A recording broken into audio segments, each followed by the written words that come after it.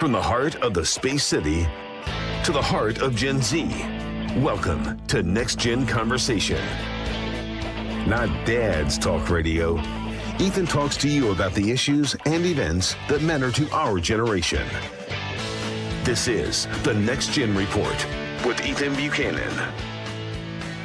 Alrighty, ladies and gentlemen, good evening. How are we? It's a pleasure to once again be with you this evening. I am Ethan Buchanan. This is the Next Gen Report.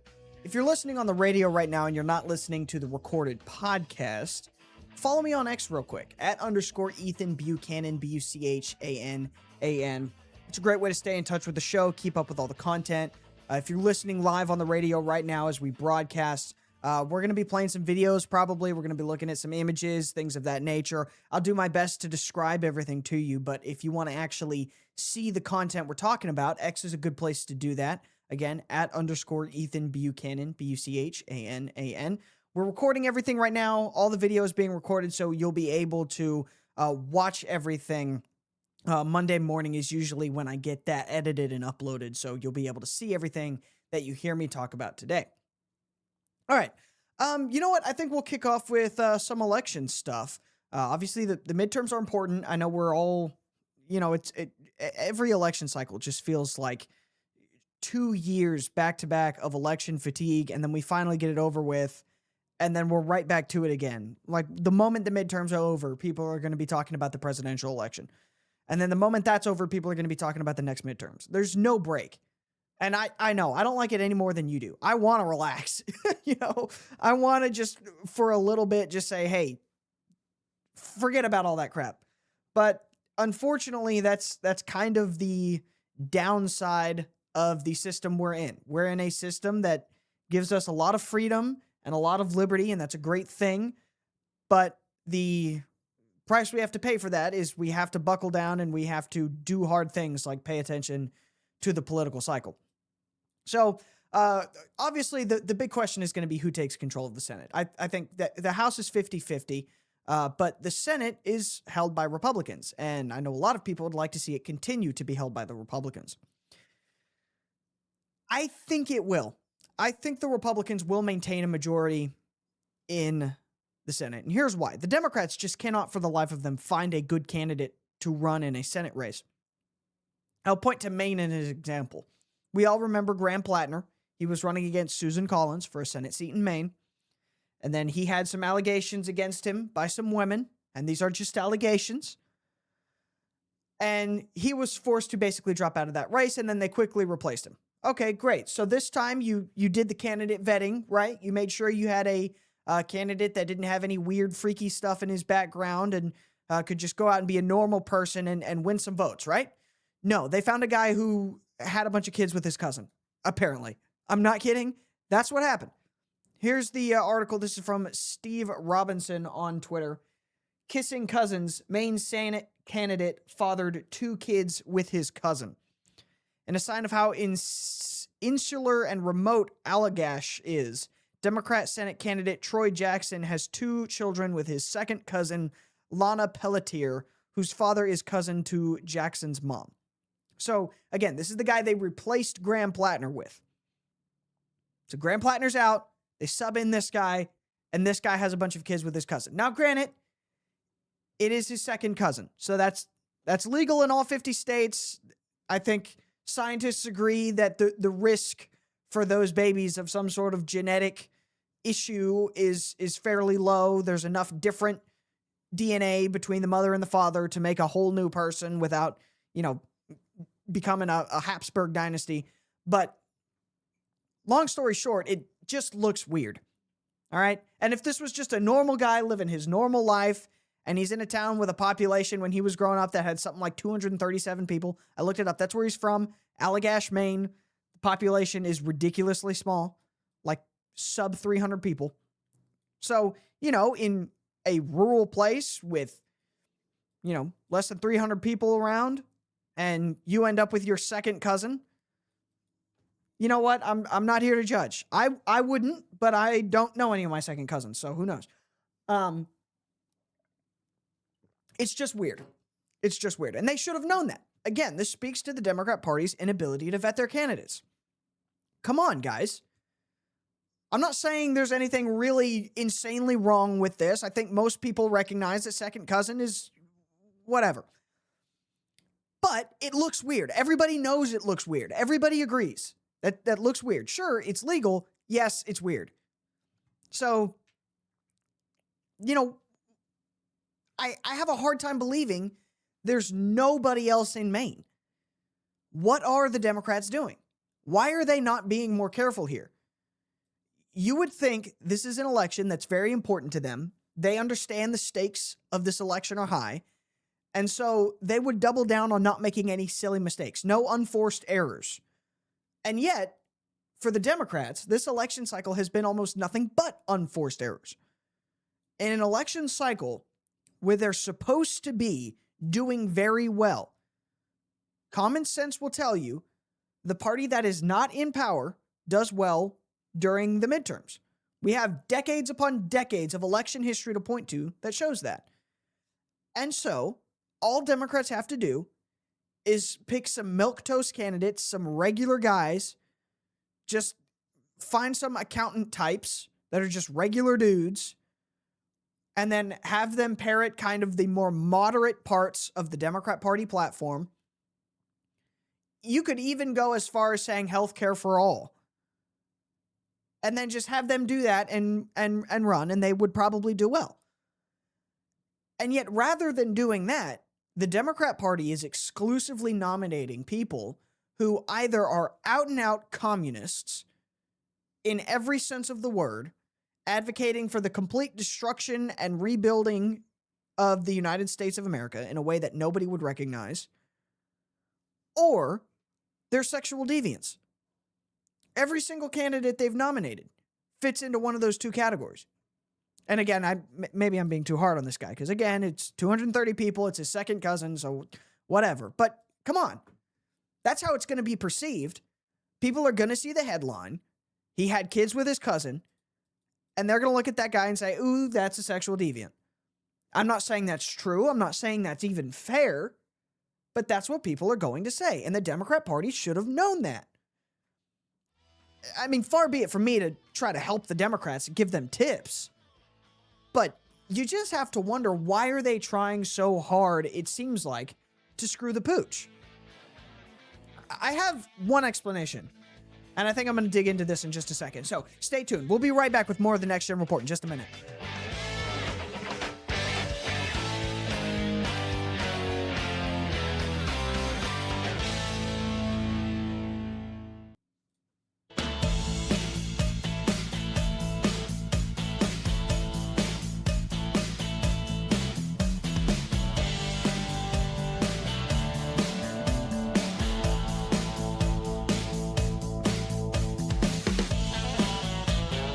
Alrighty, ladies and gentlemen, welcome back to the Next Gen Report. Once again, I am Ethan Buchanan. Give me a quick follow on X @_ Ethan Buchanan, Buchanan.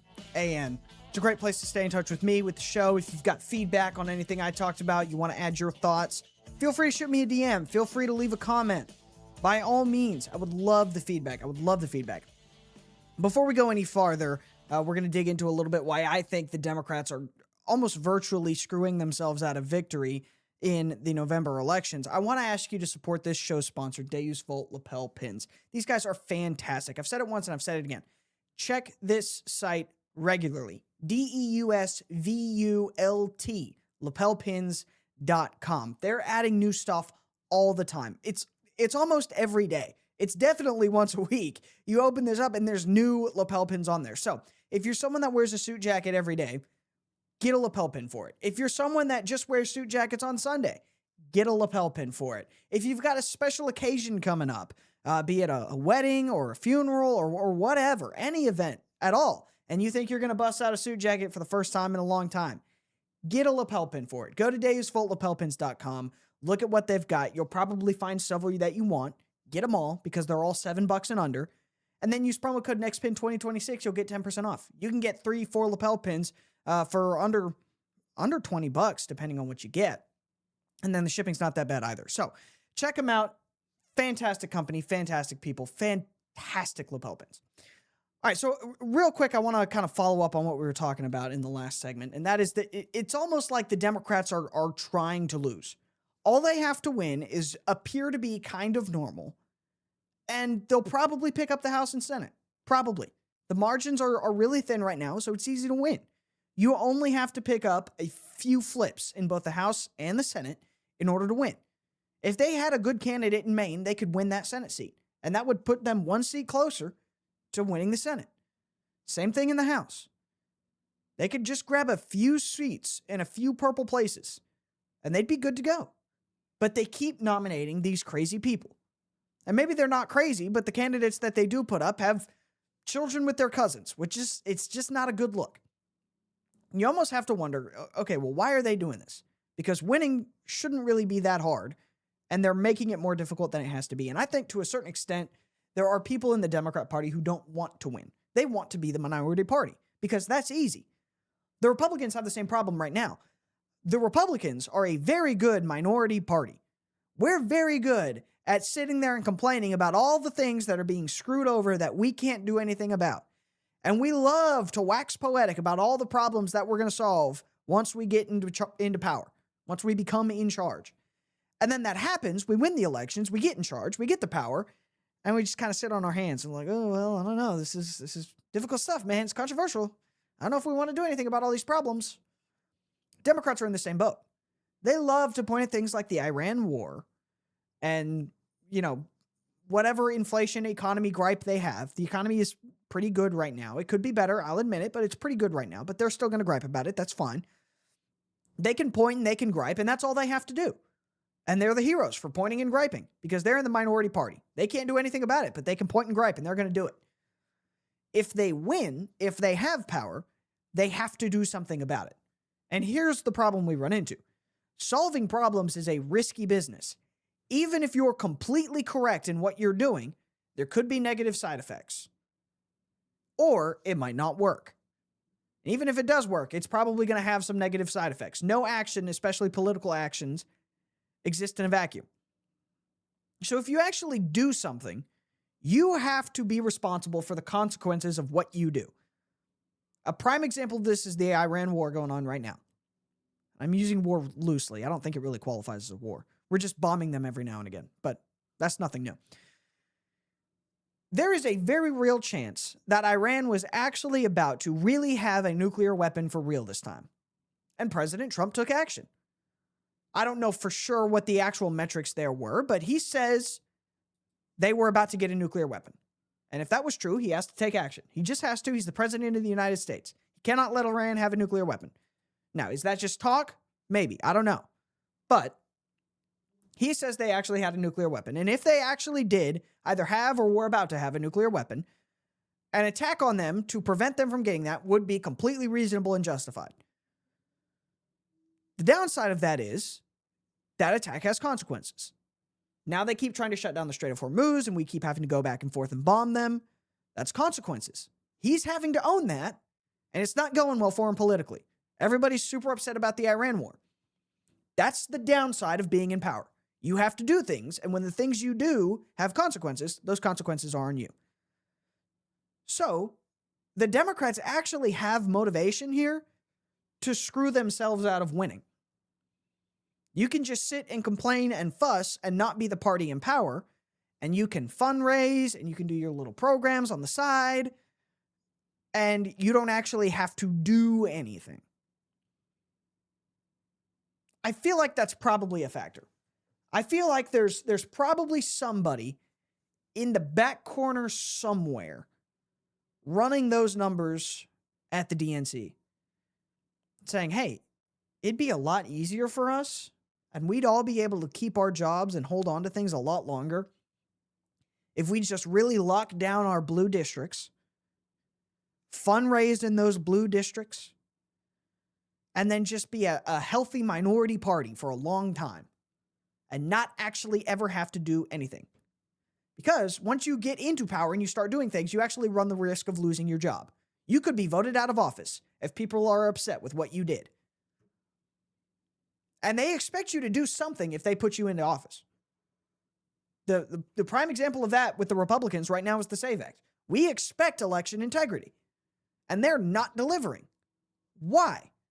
Because doing something is risky. Now, I expect whatever happens, let's say if the Republicans lose the House and Senate this November, I fully expect the minority party, whatever is left of the Republicans after that, to start very, very aggressively campaigning on the SAVE Act. Very aggressively. They'll say, look, we see we needed to get this done. We're going to get this done next time we're in power. We're going to do it. So donate to us and we'll get the SAVE Act passed next time we have control. It's like, well, you knew you needed to do it now and you have control. Why aren't you doing it? Because if they get the SAVE Act passed, the Democrats can campaign against the SAVE Act. And in purple districts, that might be risky.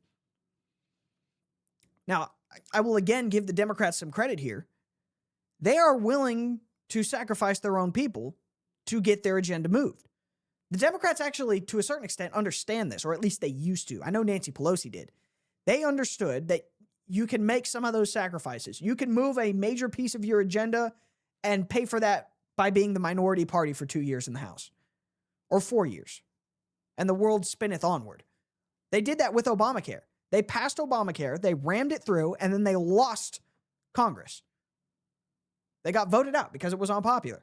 Now, maybe that was the last time they did that. Maybe they were finding out for the first time that actually doing things was risky, and that's why the Democrats are scared to do anything now. But regardless, they used to do things. Republicans don't really do anything anymore. Now, what I'm not saying is don't vote, and I'm definitely not saying don't vote for the Republicans. I think you should. I think that's smart. I think that's the best thing for the country. However, at some point, the Republicans are going to have to figure out that you have got to actually do things. And you've got to just make peace with that risk. Or you can just be the minority party forever and fundraise and not do anything because you never have power. Those are both options. Those are both options. It really just comes down to something that I've talked about before. We need to decide right now, do we as the Republican voters, and I assume you're a Republican voter if you're listening to this show, and if not, that's fine. But do we as Republicans want to have a defensive party that just plays defense all the time? Or do we want to go on offense sometimes? Now, if you come from sports at all, if you play any sports or follow any sports, you know that all defense all the time is not a way to win a game. All right, we'll be right back.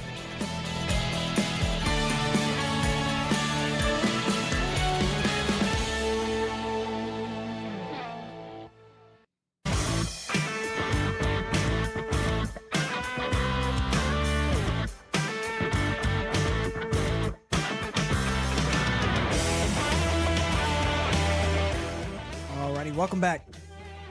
Once again, I want to ask you to go check out my X page at _Ethan Buchanan, Buchanan. If you like what you've heard so far, maybe you've just stumbled onto the show for the first time and you're interested, you can catch up. You can watch some of the old episodes, check out some of the other content I've got there on X. There's a lot of fun stuff. I post memes. I joke around. It's not all politics. We have fun over there. We goof around. But also we do talk about some serious stuff. We do the Tuesday evening live stream, which is a great time. Stuff that I don't have time to talk about here on the show, on the weekend show, we'll talk about on Tuesday. That's usually about 6:45-ish p.m. Tuesday evening. So if you're just sitting around, nothing to do Tuesday evening, check me out there. Watch the live stream. It's a great time. It's a great time. All right, let's talk a little bit about President Joe Biden's audio recordings. And on the one hand, I don't want to get too bogged down on this because, yeah, this guy's going to be dead any minute now if he's not already. So, with respect to Joe Biden himself, I think there's not really a whole lot to be gained by the Republicans from kind of beating this dead horse. But on the other hand, this does kind of expose a real problem that can and will affect every single American. So here's the article from CNN. This is not me just going after him as a Republican. Even CNN is pointing out what's going on here. Newly released Biden audio recordings include references to classified material and struggles with memory. Now, how many times were we conservatives told that our concerns in 2023 and 2024 with President Biden's mental faculties, how many times were we told that those concerns were illegitimate? I recall it being a lot. I mean, you remember right up until President Biden dropped out of the 2024 election, we were told repeatedly, again and again and again, that he was just fine. He was at the top of his game. He was super sharp. Even the young staffers had a hard time keeping up with this geriatric old man because he's so with it. Turns out that was a lie. We all knew it was a lie at the time, but now even CNN is pointing out that we have these tapes. Yeah, this guy wasn't there. Audio clips released by the Right-Wing Oversight Project on Monday of former President Joe Biden's conversations with his biographer, Mark Lewis, Zwanitzer, appears to support what former special counsel Robert Hur found in his 2024 report. Biden disclosed classified material, was forgetful, and continued to possess classified material after leaving his post as vice president. Now, here's why this is important. The former vice president having a bunch of classified material in his garage is super illegal. You're not allowed to do that. Nobody is allowed to do that. Even if you're the former vice president, the moment you leave office, your access to just on-demand classified materials in your garage disappears. You cannot do that. Moreover, he's just showing it to people who definitely don't have the, the clearance. So, of course, we had this big investigation into this. I believe this was, actually, I don't remember exactly when this was. But there was a big investigation into this. And the investigation basically found that, yeah, Joe Biden did everything he was accused of. He had these classified documents. He wasn't being careful with them. But he's just an old, forgetful old man, and he was just being a silly, goofy guy. And he's just an old, forgetful man, and he's silly and goofy. So we can't really put him in jail for that. We can't really charge him for that, can we? I mean, he's just a silly guy. You can't legally prosecute him for just doing a little oopsie poopsies. I want to play you some of these tapes because it is crazy. Joe Biden does this interview after leaving office as the vice president. He's going to write a book. So he has to sit down with this author, and this interview is recorded because the author needs to be able to go back and listen to it and take notes on it and whatnot. So here are those tapes. They have finally been released. This is right after Joe Biden leaves office as the vice president. This is in 2017, April 10th, 2017. And you can hear it. This guy's not all the way with it, and he's showing off his classified documents that he's not supposed to have. Take a listen to this. This was a big meeting, the CIA and everyone on, it was that a July meeting? I don't know, it looks like it is. It says, I changed pens. So it's got to be after the 17th of June. And then it's a long meeting where DOD brief at DOD POTUS, Air Force 2, 2:30 p.m. There was a big meeting down in the Situation Room. It would have been. Some of this may be classified, so be careful. Oh, Okay.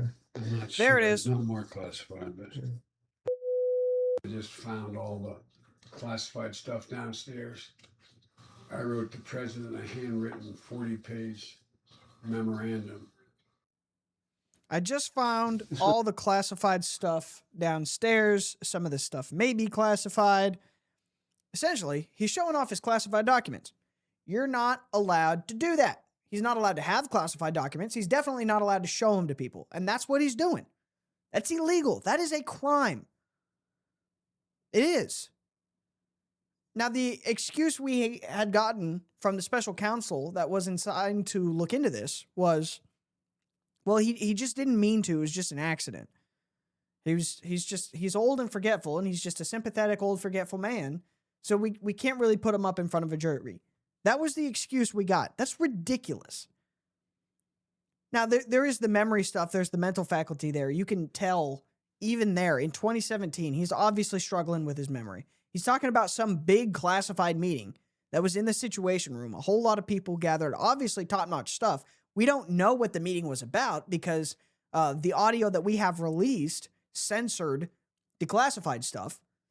But obviously, he was telling this random author about classified things that were discussed in a classified meeting in the Situation Room. You're not allowed to do that. Here's why this is important.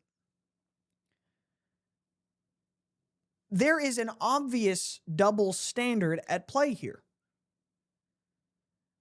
Donald Trump was accused of essentially doing the exact same thing, and he was charged. He was arrested, prosecuted for this. His house was raided over all of this.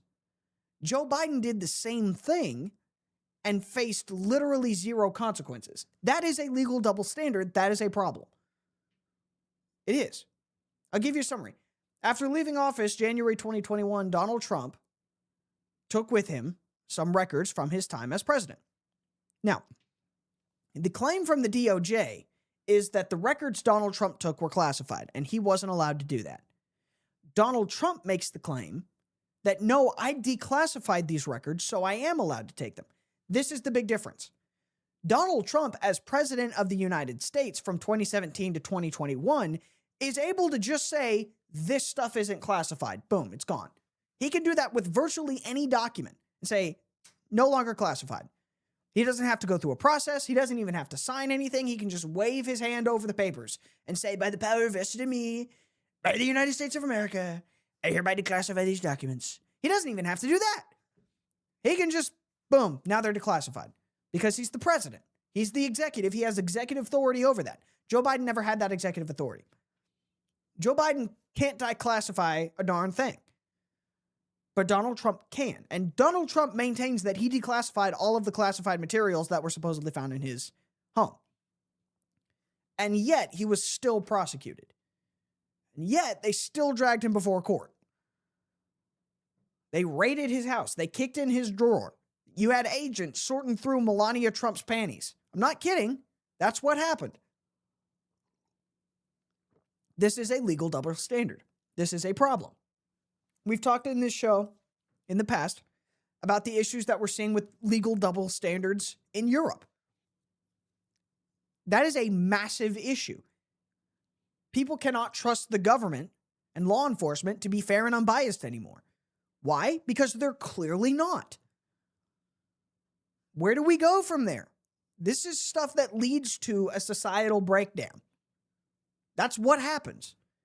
If I have to look at every law enforcement officer, especially the feds, and think, I'm going to be treated differently because of my politics, or because of my race, or because of any other metric, you have societal breakdown. That's what immediately comes after that.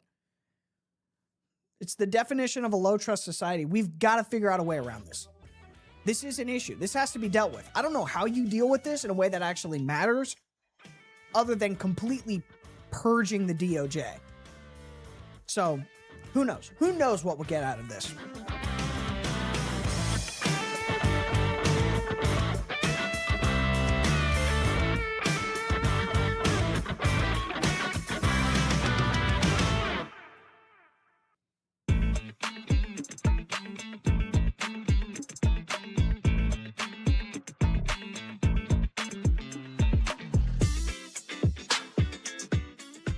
All right, I want to close out by talking about Fauci. You probably saw all of this already. I know I'm kind of late on this. It's one of the disadvantages of being a weekend show, but on the off chance that you haven't seen a bunch of the stuff I'm about to show you, hey, I'm about to show you it.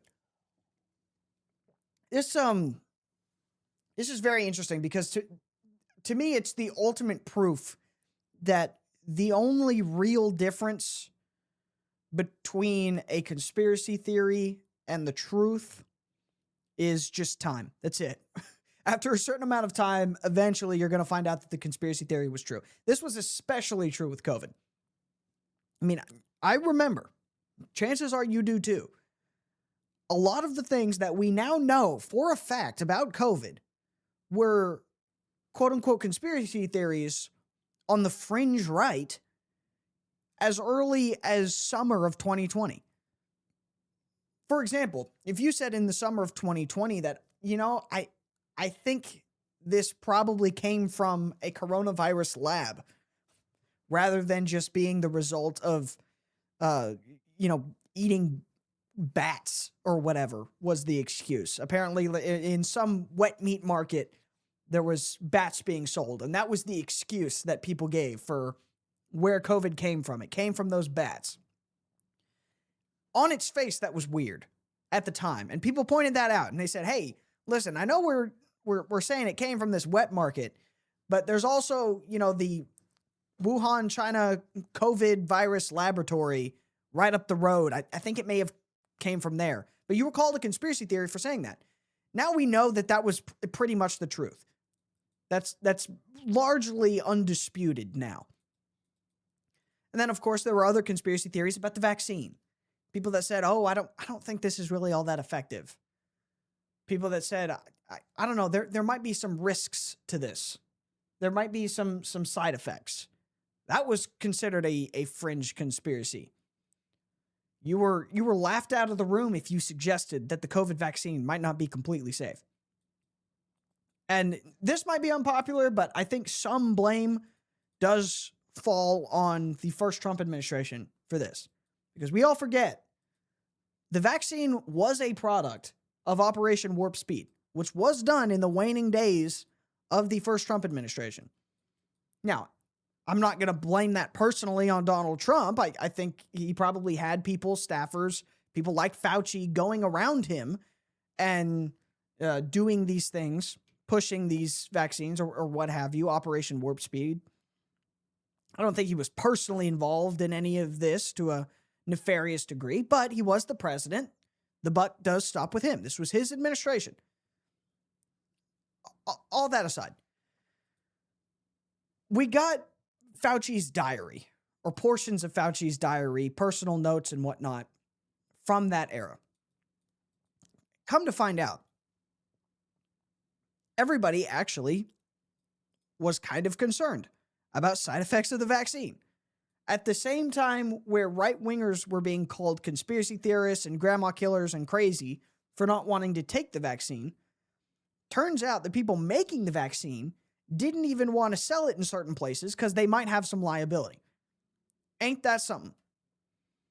Fauci wanted Pfizer and Moderna to sell their mRNA vaccines at cost to developing countries, but this is what he wrote April 25th of 2021. Apparently, there are liability issues that the pharmaceutical companies are concerned with. These revolve around the fact that although the United States government can indemnify the companies against lawsuits here in the United States, the companies feel they are liable to being sued for adverse outcomes by people in the countries to whom they are providing the vaccine. Some mechanism needs to be worked out to address this concern.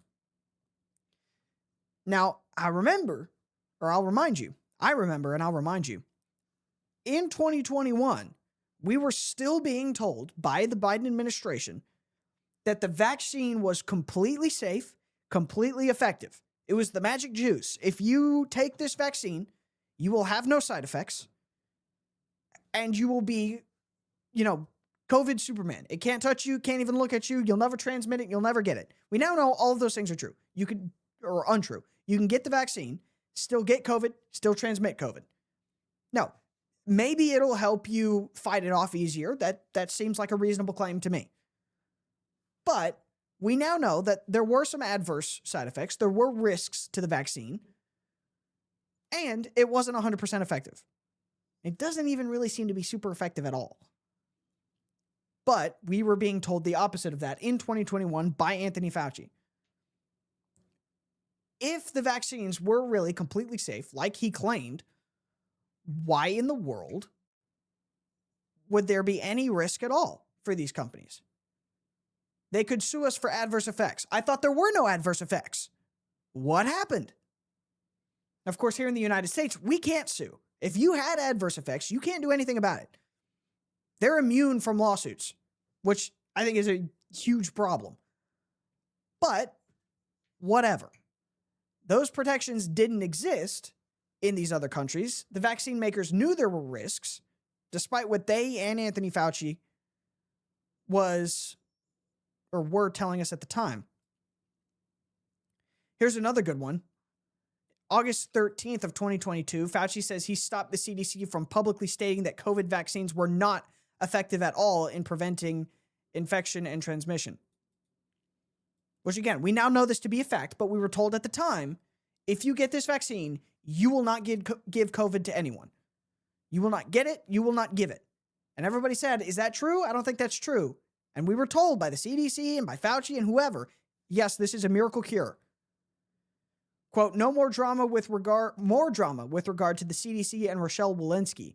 We thought we had gotten them pulled back from making the statement that the vaccines were not effective at all in preventing infection and transmission. This would conflict with recommending the updated bivalent vaccine in September. In addition, it would undermine the DOJ's efforts at mandates. So Fauci knew that these vaccines were not effective, and yet he pressured the CDC to not come out and say that, specifically because it would undermine DOJ's efforts at mandates. That's insane. Do you understand how insane that is? He knowingly and intentionally hid the truth for the express purpose of helping the DOJ push vaccine mandates. In order to give the federal government more power over you and your personal life and choices, Dr. Anthony Fauci pushed other agencies in the government to lie to you, either directly or by hiding information. That is insane. He should be prosecuted for this. This should not be allowed to happen. Unfortunately, he has been given a blanket pardon by President Joe Biden, which is also insane. Joe Biden essentially pardoned him for any crime he may or may not have ever committed ever. I've never seen a pardon like it. I don't know if we'll ever see one again. I hope to God we don't. It's insane. So we can't really do anything about this, but we can try to get him to come out and be honest. I don't know if those efforts will ever go anywhere. We all saw the congressional testimony this week where he just pled the fifth again and again and again and again to every single question asked. Literally every question. They asked him what color his tie is. I plead the fifth. Now, there is some debate as to whether or not he actually has the right to plead the fifth because of that pardon. You start getting into some real weird legal territory there, so I don't really know. But let this be the vindication. If you were called a conspiracy theorist, a crazy right-winger, vaccine hesitant, whatever, you were right. Congratulations. I was right. We were all right. And Anthony Fauci is a liar. A dirty, dirty liar, and he knows it. This is just insane. I mean, we have to be able, it goes back to public trust. We have to be able to trust our officials, our government officials, be they elected or appointed like Anthony Fauci was. We have to be able to trust these people. Right now, we can't. What's the result of that? Societal breakdown. We're seeing it all the time. I am Ethan Buchanan. This has been the Next Gen Report. I'll see you Tuesday, 6:45 p.m. on X at _Ethan Buchanan, Buchanan. Thank you very much.